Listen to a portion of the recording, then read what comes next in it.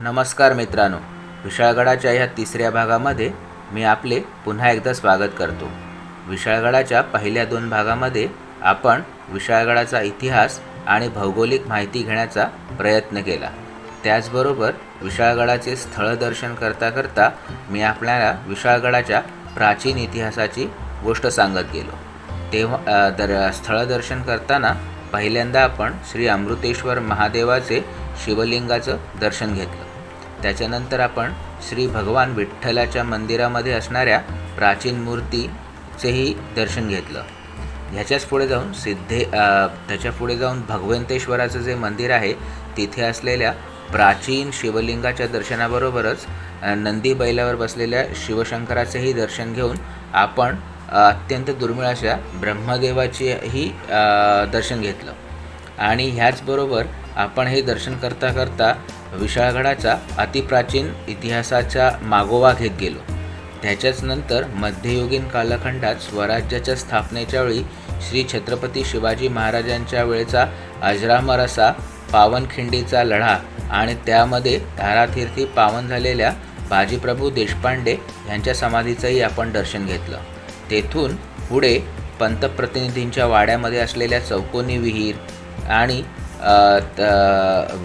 विहीर आणि गोल विहीर असे भाग बघून आपण श्रीमंत छत्रपती शिवाजी महाराज आणि श्रीमंत धर्मवीर छत्रपती संभाजी महाराज यांच्या इतिहासाचाही मागोवा घेतला.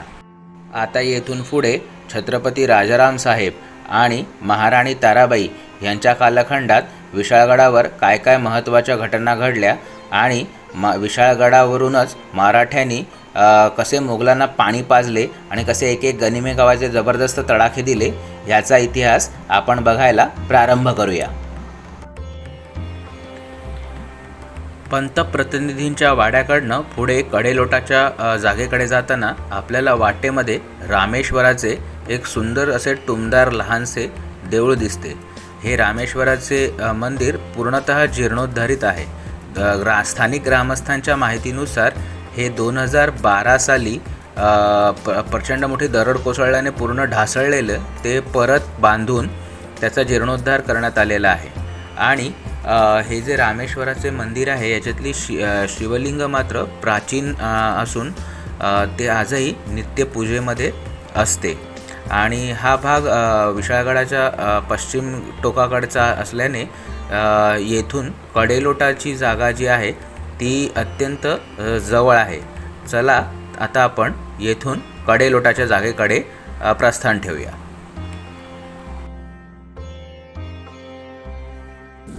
आपण राजवाड्याच्या जो परिसर आहे तो बघितला आणि तिथून आता आपण पश्चिमेच्या बाजूला आलो. मित्रांनो, विशाळगडाची ही खासियत आहे की हा एकमेव किल्ला आहे की ज्याला चौतर्फा वेढा टाकता येत नाही.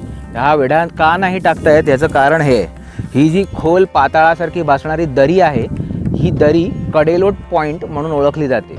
इतिहासामध्ये प्रत्येक किल्ल्यावर कडेलोटाची जागा असायची. जर कुठला राजद्रोही किंवा जर मोठा गुन्ह्याचा गुन्हेगार असेल त्याच्यावर न्यायनिवाड्याच्या चौकशीअंती गुन्हा साबित होत असे त्याचे हातपाय बांधून अशा खोल कड्याच्या ठिकाणाहून त्याला मृत्यूदंड दिला जात असे. पण ह्या दरीची अजून एक खासियत आहे की ही जी दरी आहे ह्याच दरीमधून कोकणात जाणारी मुचिकुंदी नदी उगम पावते. मुचिकुंदी नदी जी आहे ती रत्नागिरी शहराच्या जवळ जे पावस ठिकाण आहे त्याच्या पुढे पूर्णगड ठिकाण आहे, त्या पूर्णगडजवळ जी खाडीच्या रूपाने अरेबियन समुद्राला मिळते तिचं हे उगम स्थान आहे. आणि ही विशाळगडाची खासियत आहे की हा विशाळगड सह्याद्रीच्या दंडाच्या ऐन कड्यावर वसलेला आहे. त्यामुळे ह्या किल्ल्याला वेढा घालता येत नाही. कारण का जर तुम्हाला वेढा घालायचा असेल तर तुम्ही घाट प्रदेशाच्या बाजूने तर वेढा घालू शकाल, पण तुम्हाला जर संपूर्ण चौकी पहारे गोलाकार स्वरूपात बसवायचे असेल तर तुम्हाला खाली कोकणात उतरून पार चौकी पहारे बसवावे लागायचे. ह्या विशाळगड किल्ल्याच्या वैशिष्ट्यामुळे विशाळगड किल्ल्यावर जेव्हा जेव्हा आक्रमणं व्हायची ती केवळ आपण आलो ते वाहनतळ होता त्या भागातनंच व्हायची. चौतर्फा विशाळगडाला घेरणं केवळ अशक्य असायचं. कारण का कोकणातल्या राजापूरच्या भागातनं किंवा साखरप्याच्या बाजूने संगमेश्वरच्या बाजूने तुम्ही कुठून जरी आलात तरी तुमचा जो वेढ्याच्या चौकी पहार आहे ते इतके खाली असायचे, साधारण 3,500 ते 4,000 फूट, की तिथून मारलेल्या तोफांचे गोळे विशाळगडच्या पठारी प्रदेशापर्यंत पोचूच शकत नसायचे.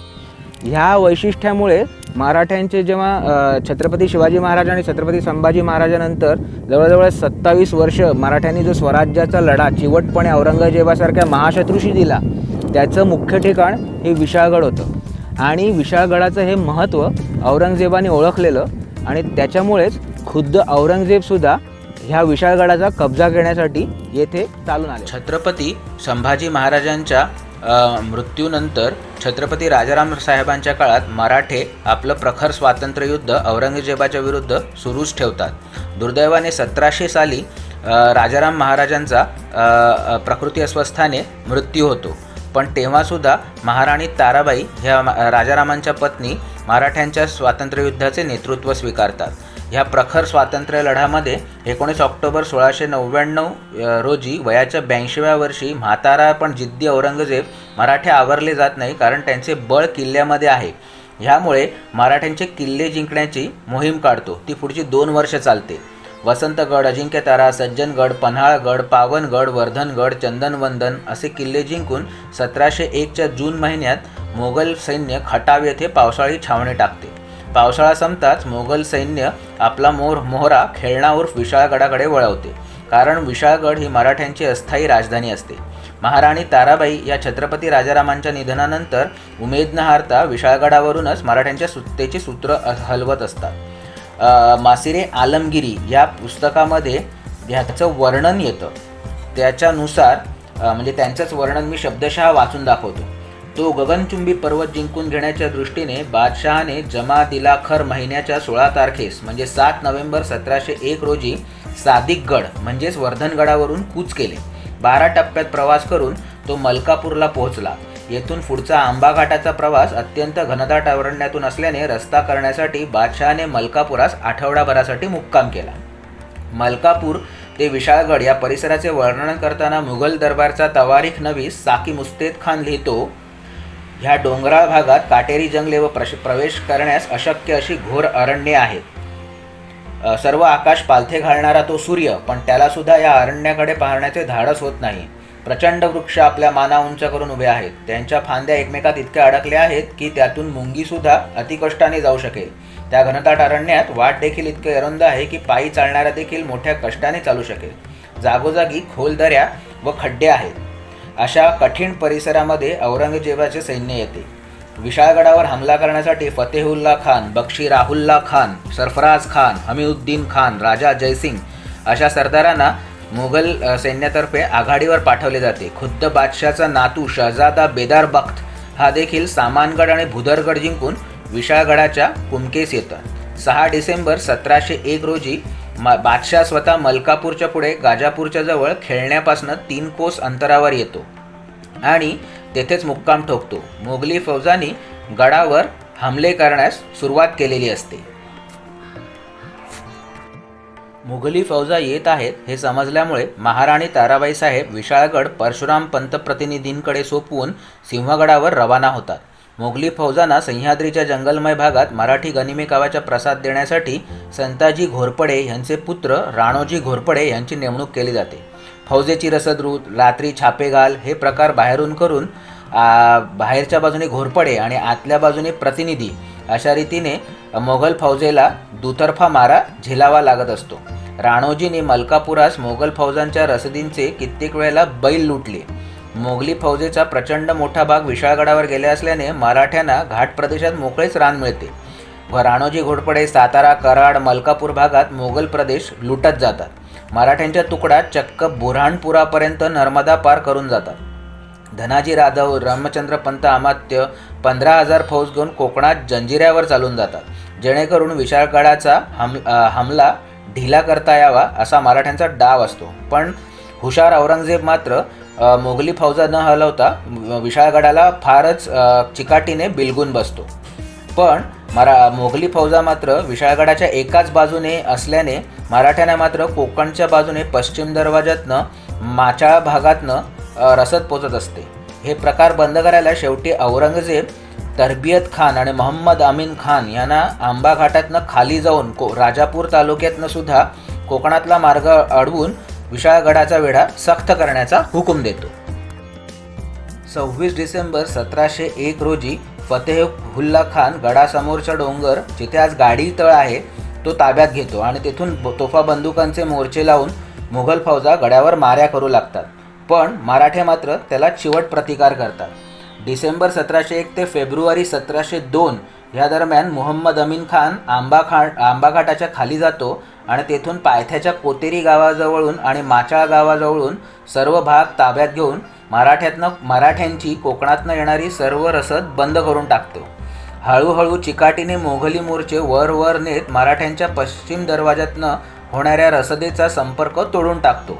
बादशहा त्याच्या मदतीला जंजिऱ्याच्या याकूत खान सिद्दी, शहजादा बेदार बख्त आणि राजा जयसिंग याला नेमतो. पण मराठे या सर्वांना पुरून उरतात. मार्च 1702 तारखेची नोंद सापडते मुघल दरबारच्या बातमीपत्रामध्ये की पूर्वेला राहुल्ला खान आणि फतेहुल्ला खान हे प्रयत्न करतात. फतेहुल्ला खानाकडे 2 मोठ्या तोफा असतात. त्यांची नावं शेर दहान आणि कडक बिजली अशी नोंदली गेलेली आहेत. पण त्यांचाही विशेष फायदा होत नसतो. पण मराठा गोलंदाजांचे गोळे मात्र अचूक बसत असतात. असाच एक गोळा नेमका फतेहुल्ला खान ज्या मोर्चावर उभा असतो तिथेच येऊन पडतो. त्याच्यामुळे मोर्चामधल्या लाकडी तटबंदीच्या फळ्या मोडून खानाच्या पायावर धोंडे उडतात. त्याच्यामुळे खान पडतो आणि त्याच्या डोक्याला जबर मार बसतो आणि अशा मराठ्यांचा प्रसाद खाऊन महिनाभर खान अंथरुणाला खिळतो. मोगल प्रयत्नांची पराकाष्ठा करत असतात.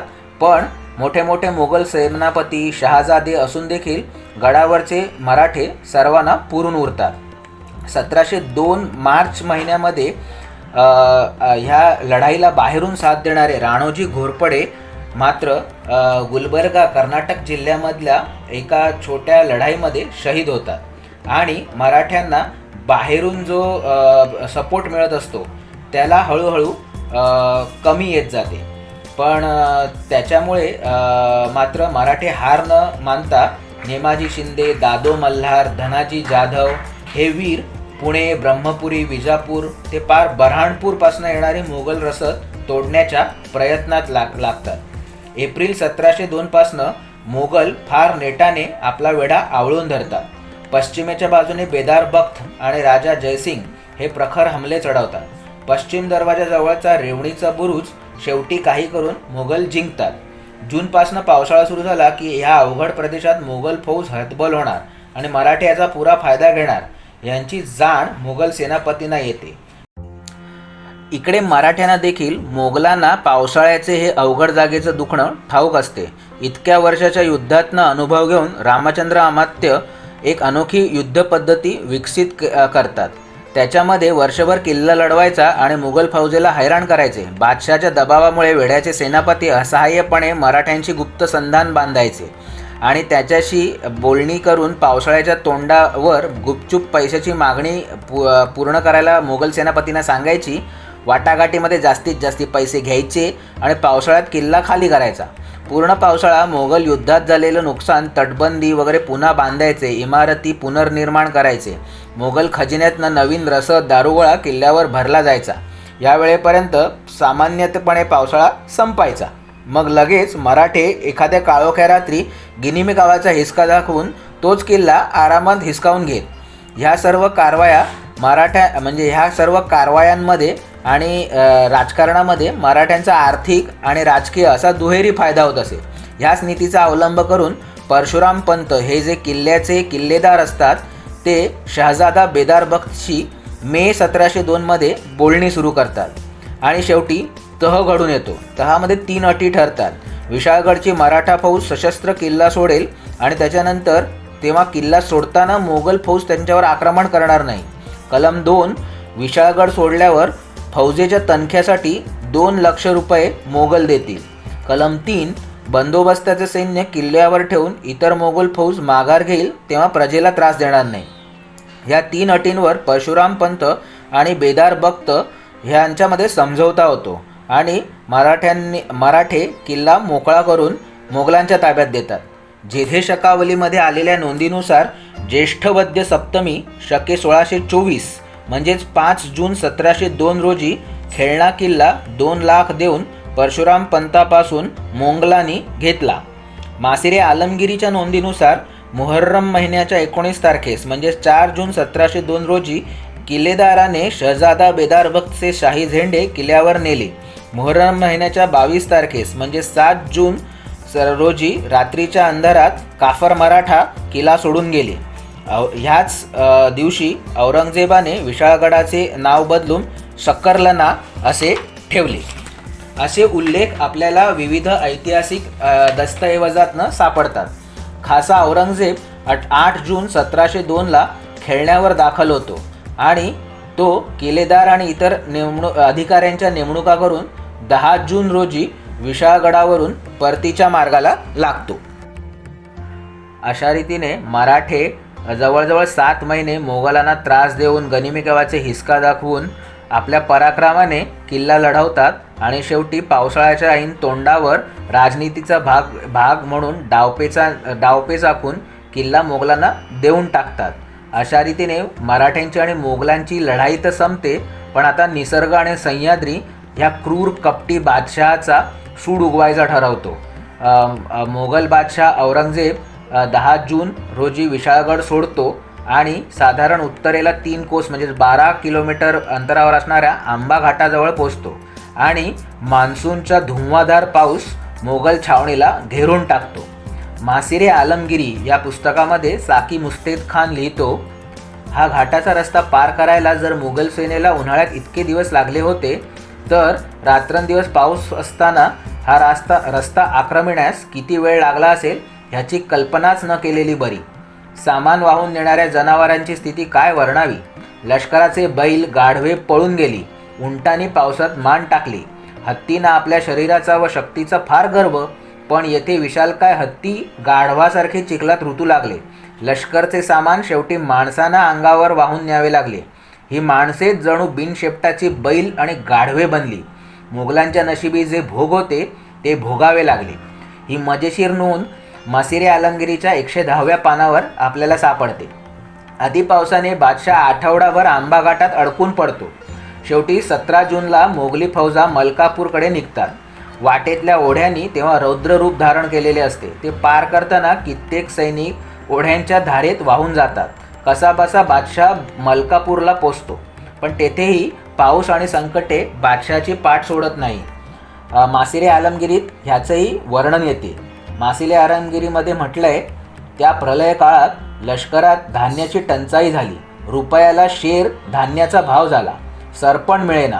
पावसाचा वर्षाव आणि बोचरे थंड वारे माणसे आणि जनावरांचे प्राण हरण करत होते. मलकापुराहून पुढे चाल करताना खुद्द बादशाहला पुरामुळे ओढ्यावर अडकून पडावे लागले. मार्गात सतत आडव्या येणाऱ्या ओढ्यांमुळे फौजेचे विभाजन होऊन तंबू आणि सामान पाठी राहू लागले.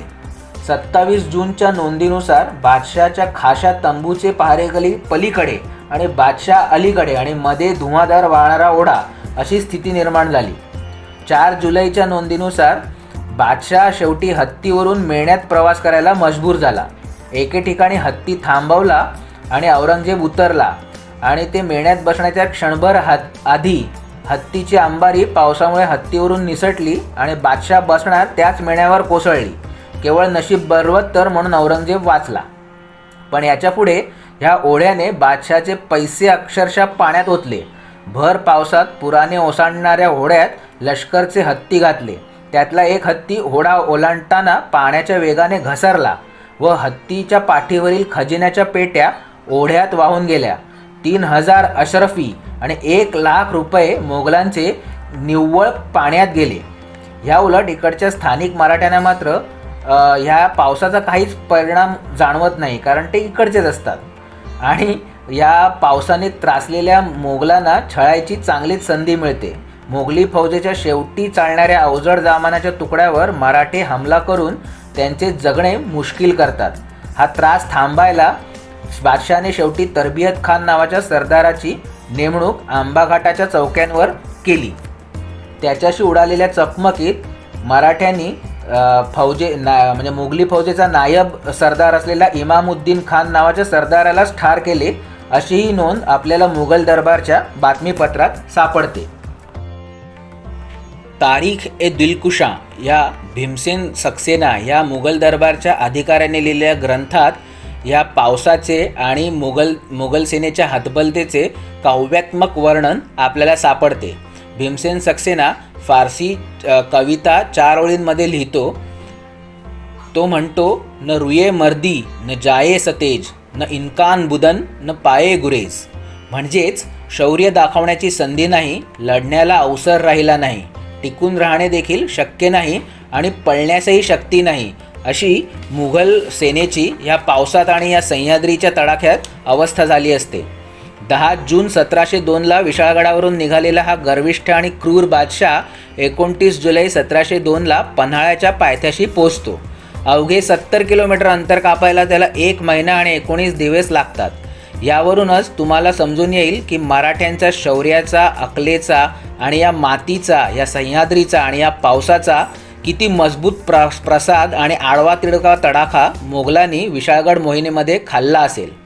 भीमसेन सक्सेना हा मुघल दरबारचा अधिकारी आपल्या ग्रंथात पुढे लिहितो की बादशाही सैन्यातील हत्तीघोडे, उंट बेसुमार मरण पावले, लष्करात धान्य मिळेनासे झाले, तंबू, देरे, राहुट्या नष्ट झाल्या, शेकडो माणसे केवळ पावसात मिळली. ह्या काफर मरगठ्यांनी अनेकांना नागवले. समकालीन इटालियन मुघल अधिकारी निकोलाय मुनुची याच्या नोंदीनुसार खेळण्याच्या वेढ्यात बादशहाचे 6000 मनसबदार ठार झाले. मराठा हमले, धान्याची टंचाई, प्रचंड पाऊस आणि रोगराई ह्यामुळे मोहिमेसाठी आलेल्या फौजेतले निम्मे सैनिक ठार झाले आणि मराठ्यांनी बादशहाचे इतके नुकसान केले की शेवटी पैशाचा उपयोग करून बादशाही फौजांनी किल्ले खेळणा हस्तगत केला. 8 जून 1702ला मोगली फौजा विशाळगड ताब्यात आणतात. हा जो विशाळगड किल्ला आहे तो याच्या पुढे मात्र मोगलांच्या ताब्यात राहतो. शेवटी शुक्रवार 20 फेब्रुवारी 1707 रोजी औरंगजेब बादशाह वृद्धापकाळाने येथेच मराठ्यांच्या मातीमध्ये दफन होतो आणि त्याची इच्छा मात्र मराठ्यांचे स्वराज्य जिंकण्याची त्याची इच्छा अशीच अधुरी राहते. एकदा मुघल बादशाह औरंगजेब मेल्यानंतर मुघल शहजादे पुढचे बादशाह बनण्यासाठी दिल्लीकडे निघायच्या तयारीमध्ये लागतात. कारण दिल्लीच्या तख्तावर कोण बसतात यांची मुघलांमध्ये आपापसात चुरस निर्माण होते. या संधीचा फायदा घेत राणी सरकार ताराबाईंच्या नेतृत्वाखाली रामचंद्र पंत अमात्य एप्रिल 1707मध्ये विशाळगड परत जिंकून घेतात. ह्याच दरम्यान 8 मे 1707 रोजी शहजादा आझम हा मोगलांच्या कैदेत असलेले छत्रपती संभाजी महाराजांचे पुत्र शाहू महाराज यांना मुक्त करतो आणि शाहू महाराज नर्मदा तीरावरून दक्षिणेत यायला निघतात. ह्याच्यानंतर मात्र मराठ्यांच्या पक्षामध्ये दुर्दैवी दुफळीला प्रारंभ होतो आणि गृहयुद्ध सुरू होतो. ह्या छत्रपती शाहू महाराजांना विरोध करण्यासाठी ताराबाई खड्या होतात आणि त्या शाहू महाराजांना स्पष्ट शब्दात विरोध करून स्वतःचा जो मुलगा असतो शिवाजी महाराज द्वितीय ह्यालाच छत्रपती मानण्यासाठी समस्त मराठ्यांवर दबाव टाकू लागतात. 12 ऑक्टोबर 1707 रोजी पुण्याजवळ खेड राजगुरुनगर येथे शाहू पक्षातले खंडो बल्लाळ, बाळाजी विश्वनाथ ह्यांच्यावर धनाजी जाधव आक्रमण करून जातात. पण बाळाजी विश्वनाथांच्या यशस्वी शिष्टाईमुळे धनाजी जाधव हे प्रबळ मराठा सरदार ताराबाईंचा पक्ष बदलून छत्रपती शाहू महाराजांच्या पक्षात येतात. त्याच्यामुळे ताराबाईंचा पक्ष फार दुबळा बनतो. नोव्हेंबर 1707मध्ये छत्रपती शाहू महाराज सातारा जिंकतात तेव्हा ताराबाई पन्हाळगडाकडे माघार घेतात. 12 जानेवारी 1708ला छत्रपती शाहू राजांचा राज्याभिषेक होऊन ते मराठा साम्राज्याचे 4थे छत्रपती म्हणून स्वतःच्या नावाची द्वाही फिरवतात.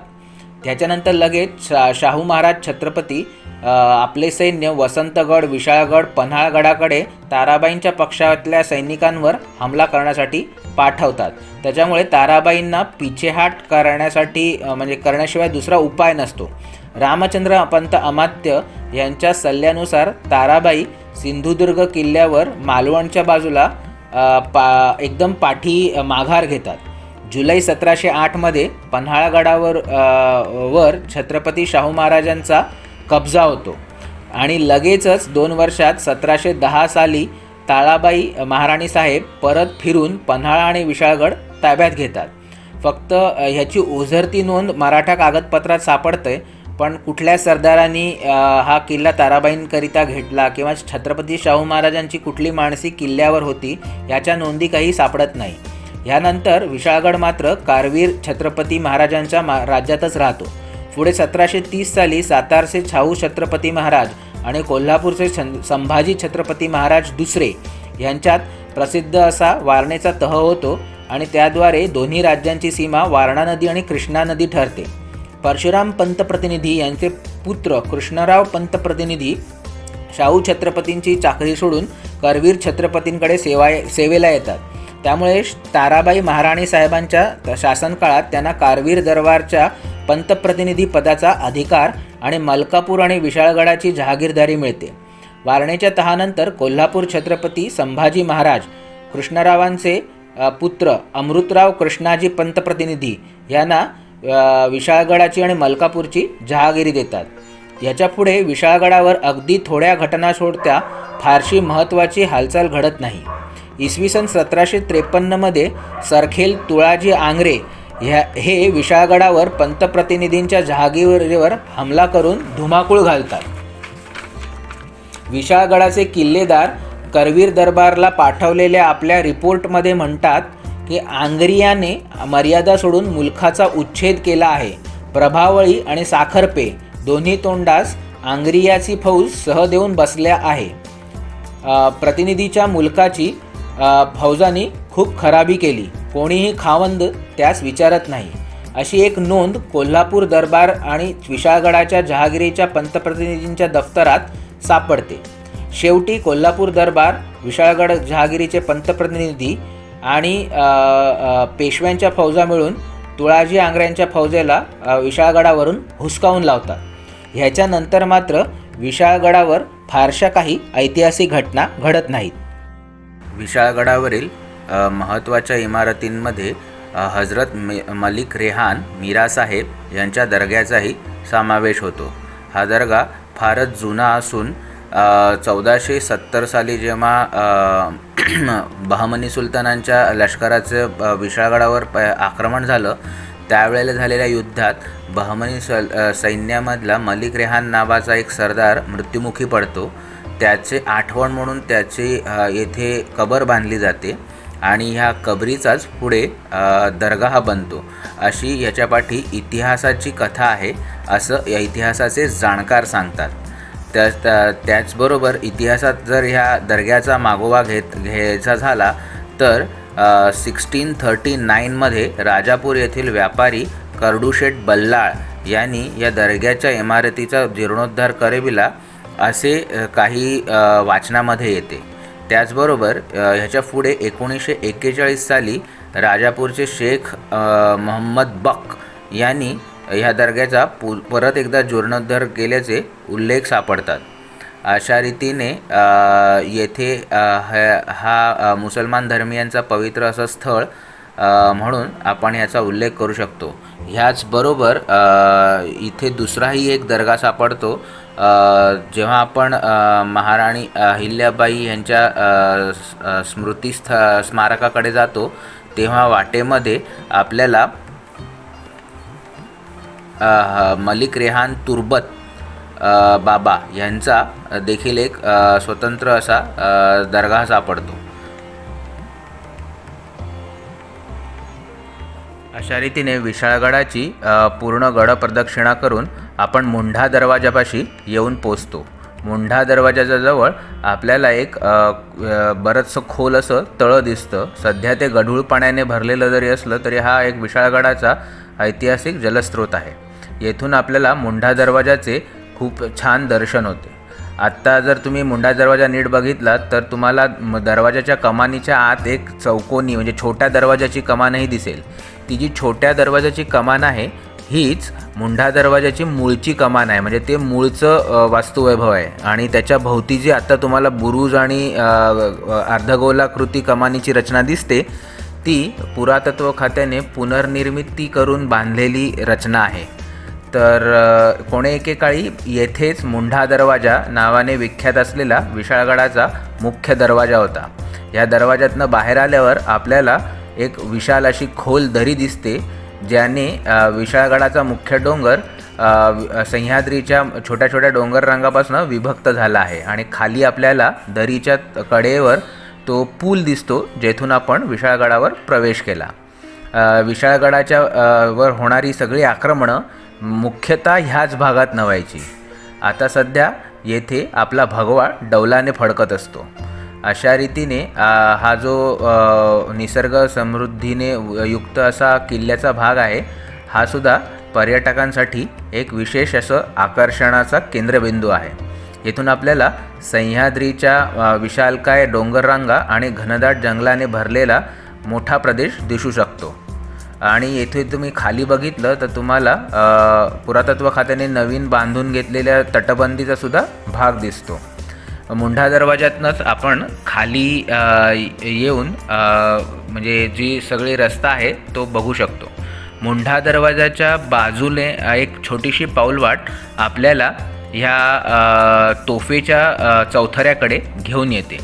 ह्याच तोफेने एक मोठा इतिहासाचा कालखंड बघितलेला आहे. छत्रपती शिवाजी महाराजांच्या काळापासनं कदाचित ही तोफ ह्या इथे विशाळगडाच्या सेवेत असावी. कदाचित अशाच एखाद्या तोफेमधनं छत्रपती शिवाजी महाराज विशाळगडावर पोचल्यावर बाजीप्रभू देशपांडे आणि इतर बांदल मावळेवीरांसाठी तोफांचे धमाके करण्यात आले असावे असा अंदाज करता येऊ शकतो. कारण विशाळगडाला ज्या मुख्य तोफा असायच्या संरक्षणाच्या, ह्या सर्व ह्याच बाजूला असायच्या, म्हणजे विशाळगडाच्या पूर्व बाजूलाच असायच्या. कारण मुख्य आक्रमणं ह्या विशाळगडाच्या खिंडीच्या बाजूनेच व्हायची. कारण जसं मी मागे सांगितलं तसं मागे असलेल्या ज्या माचाळच्या बाजूच्या दरीतनं तोफांचा मारा होऊच शकत नसायचा किल्ल्यावर. त्याच्यामुळे शत्रुज पक्षाच्या तोफांना तोंड द्यायला ह्याच बाजूने विशाळगडाचा तोफखाना तैनात असायचा. आणि जेव्हा आपण विशाळगडाच्या मुंढा दरवाजातनं खालच्या बाजूला येतो, येथे आपल्याला पुरातत्व खात्याने पुनर्निर्मिती केलेली तटबंदी अत्यंत खणखणीत स्वरूपात दिसू शकते. आणि ह्याच गोलाकार बुर्जाच्या आकाराची रचना असलेल्या तटबंदीच्या पुढे जेव्हा आपण मार्गक्रमणा सुरू ठेवतो, तेव्हा आपल्याला ह्या पहारेकऱ्यांच्या देवड्यांच्या चौथऱ्यासारखी रचना केलेली आढळून येते. आणि त्याच्या पुढेच विशाळगडाच्या संरक्षणासाठी जे मूळचं दुसरं दरवाजा होता, म्हणजे जे दरीत अर्ध्या डोंगरात खालती असलेलं दार होतं, त्याचे अवशेष आपण बघू शकतो. येथे विशाळगडाने प्रचंड मोठी लढाईची धुमश्चक्री बऱ्याच वेळेला अनुभवली असावी. कारण छत्रपती शिवाजी महाराजांच्या काळात, नंतर छत्रपती संभाजी महाराजांच्या काळात, त्याच्याही पुढे छत्रपती राजाराम महाराजांच्या काळात, मुघल साम्राज्याच्या वेळेला जेव्हा मुघल स्वराज्यावर खूप मोठ्या संख्येने चालून आलेले, त्याच वेळेला येथे विशाळगडाने खूप साऱ्या लढाया अनुभवलेल्या आहेत. तुम्ही जेव्हा इथून नीट नजर फिरवता तेव्हा येथे विशाळगडाची उद्ध्वस्त तटबंदी देखील डोंगर उतारावर आपल्याला दिसू शकते. ह्या तटबंदीच्या वैशिष्ट्यामुळे, म्हणजे हा दरवाजा जो आहे ह्या तटबंदीच्या विरुद्ध दिशेला बांधण्यात आल्याने जेव्हा शत्रू आक्रमण करतो तेव्हा त्याला पूर्ण चढवून येऊन 360 अंशात गोलाकार फिरून तटबंदीकडे पाठ करून दरवाजात जावं लागतं. ह्याचा फायदा घेऊन तटबंदीच्या आड लपलेले मावळे शत्रूला नेस्तनाबूत करू शकतात. अशी एक वैशिष्ट्यपूर्ण ऐतिहासिक वास्तुशास्त्राच्या दृष्टीने एकदम छान अशी वास्तुरचना आपल्याला विशाळगडाच्या ह्या चढणीच्या म्हणजे मार्गावर दिसू शकते. आता आम्ही येथून खाली जाऊन खरं पाहता परत गाड्यांच्या दिशेने जाणार होतो, पण येथेच आम्हाला काही इकडच्या स्थानिकांकडनं सांगण्यात आलं की विशाळगडावरचं एक महत्त्वाचं असं ठिकाण म्हणजेच महाराणी अंबिकाबाई, ज्या श्रीमंत छत्रपती राजाराम महाराजांच्या पत्नी होत्या, त्यांचीसुद्धा येथे समाधी आहे. तर ती समाधीचं दर्शन घ्यायला आम्ही किल्ल्यावर येथून परत आतमध्ये गेलो आणि पुढचा भाग चित्रित केला.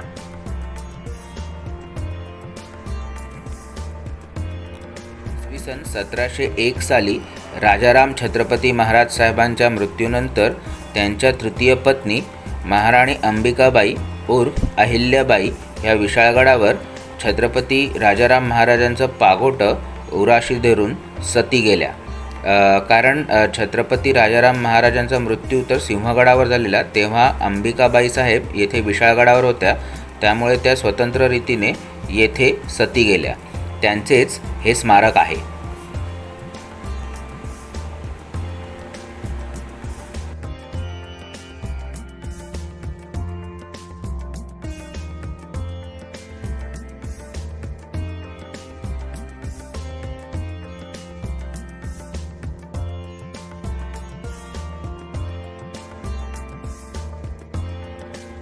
पुढे 1 ऑक्टोबर 1812 या दिवशी छत्रपती शिवाजी महाराज तिसरे हे जे करवीर गादीचे छत्रपती आहेत, हे मराठा पेशवा केंद्रीय सत्तेची घटती ताकद आणि भारतीय उपखंडामध्ये वाढणारी ब्रिटिशांची ताकद बघून ब्रिटिश गव्हर्नर माउंट स्टुअर्ट एल्फिस्टनशी सार्वभौमत्वाचा करार करतात आणि ह्या करारान्वये कोल्हापूरची स्वतंत्र राजगादी ब्रिटिश सुप्रिमसीचा भाग बनते आणि ब्रिटिश इम्पिरियल इंडियाचा अंतिमतः कोल्हापूर गादी संस्थान स्वरूपात स्वीकार करतात आणि गव्हर्नर जनरल कलकत्ता यांचे आधिपत्य मान्य करतात.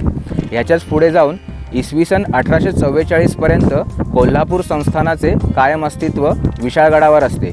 त्याचमुळे विशाळगड हा कोल्हापूर संस्थानच्या अखत्यारीत येणारा किल्ला बनून राहतो आणि पंतप्रतिनिधींचा जहागिरीचा भाग असतो. पण 1844 सालच्या जुलै महिन्यामध्ये कोल्हापूर, रांगणा, भुदरगड, पन्हाळगड, पावनगड ह्या कोल्हापूर संस्थानातल्या किल्ल्यांवरची जी शिबंदी असते ती ब्रिटिशांच्या सुप्रिमसी विरुद्ध रिबॅलियन करते. 1857चं जो पहिलं स्वातंत्र्य युद्ध आहे त्याच्या साधारणपणे 14-15 वर्ष आधी 1844 साली ही घटना घडून येते.